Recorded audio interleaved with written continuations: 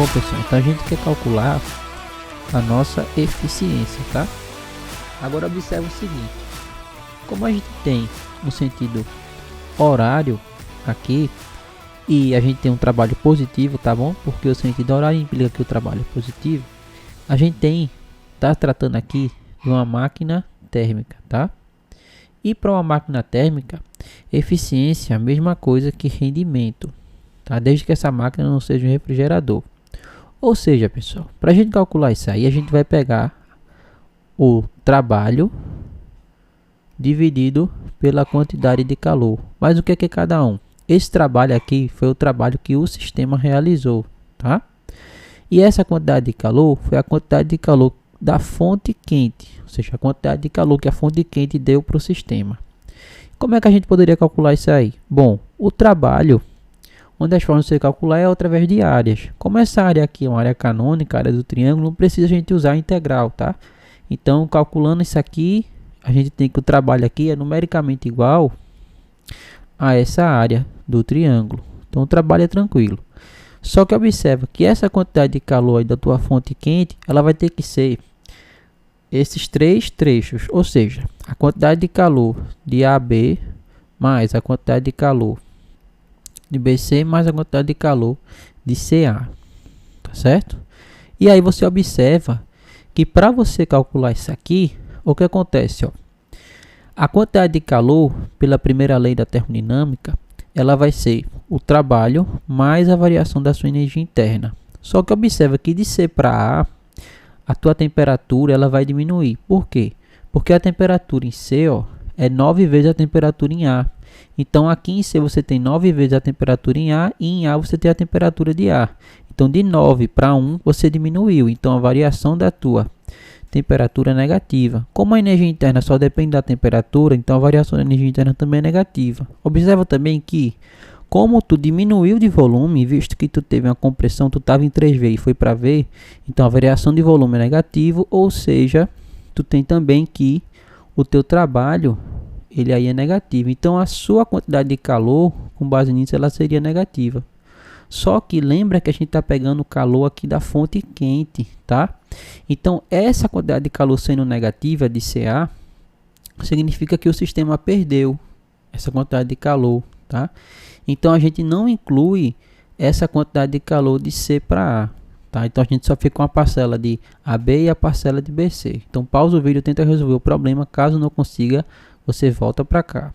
Bom, então vamos calcular o nosso trabalho. É só a gente pegar essa área aí, que no caso é a área do triângulo, tá certo?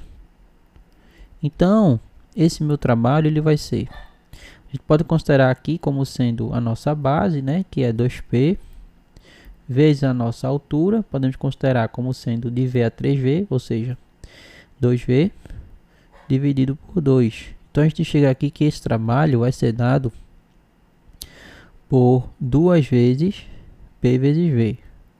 Só que observa aqui, como você está tratando de um gás, pela lei geral dos gases, pressão vezes volume é igual a nRT, tá certo?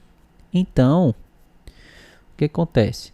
A gente pode substituir aqui esse PV por nRT. Lembrando que esse N aqui é 2, né? Então a gente pode fazer 2 vezes R vezes a temperatura aqui de A, tá? Ou seja, isso aqui implica que o seu trabalho ele vai ser escrito como sendo 2 vezes 2RTA, ou seja, 4RTA, tá? Tranquilo, calculamos o trabalho. Agora bora calcular a quantidade de calor. Só que observa que a gente não vai pegar de C para A, tá? Vamos pegar só a quantidade de calor de A para B, mais a quantidade de calor de B para C, tá bom? Vamos lá. Na quantidade de calor de A para B, a gente teria que isso aqui seria o trabalho aí que a gente tem de A para B, mais a variação da energia interna aí de A para B. Só que observa que o trabalho vai ser zero, visto que o volume aqui é constante, tá?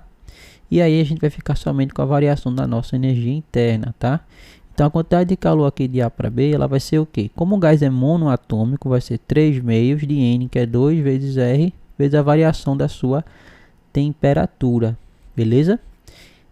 Então, vai ser a temperatura de B, que é a temperatura final, só que 3TB é igual a 9TA. Dividindo por 3, TB vai ser igual a 3TA. Ou seja, aqui vai ficar ó, 3TA menos TA. Tá? Ou seja, a quantidade de calor aí de AB, ela vai ser igual, simplifico 2 a 3R vezes 2TA. Ou seja, a quantidade de calor aí em AB, ela é dada por 6RTA, tá? Agora a quantidade de calor em BC. A quantidade de calor em BC, pela primeira lei da termodinâmica, é o trabalho aí de BC mais a variação da energia interna aí de BC. Ou seja, a quantidade de calor de BC, olha para o trecho BC. No trecho BC a pressão é constante, tá? Então aqui, ó, esse trabalho vai ser calculado com a pressão constante, que vai ser 3P vezes a variação aí do seu volume que sofreu uma expansão. Estava em V, foi para 3V, ou seja, variou 2V, tá bom? Mais a variação da sua energia interna aí, que é dada por 3 meios vezes 2 vezes R, vezes a variação da sua temperatura. A temperatura final é C, que é 3TB. E a temperatura inicial é B, ou seja, TB. Então, 3TB menos TB dá 2TB. Tá? Só que eu vou reescrever isso em termos de TA, para simplificar no final. Então, isso aqui vai ficar ó, 6PV, mais, simplifica aí o 2. 3 vezes R dá 3R, vezes 2 dá 6, então 6RTB. Então, eu vou reescrever isso aqui em termos de A. Já que 3TB é igual a 9TA, então TB é igual a 3TA, ou seja, a quantidade de calor aqui ó, vai ser 6 vezes PV. Quem é o seu PV? A gente já viu aqui, ó, seu PV vai ser 2RTA, tá? Então, vai ficar aqui, ó, 2RTA, mais 6R vezes TB, que vai ser 3TA. Então, eu deixo tudo em termos de A. Então, isso implica que a quantidade de calor aqui em BC, finalmente vai ser dada, somando tudo isso aqui, por 30 RTA, tá? Então, a gente tem todas as quantidades de calor. Então, a quantidade de calor da fonte quente vai ser 30 RTA mais 6 RTA, que dá 36 RTA. Portanto, o seu rendimento vai ser o seu trabalho, que é dado por 4 RTA, dividido por 36 RTA. Simplificando, a gente chega aqui, esse seu trabalho vai ser 1/9.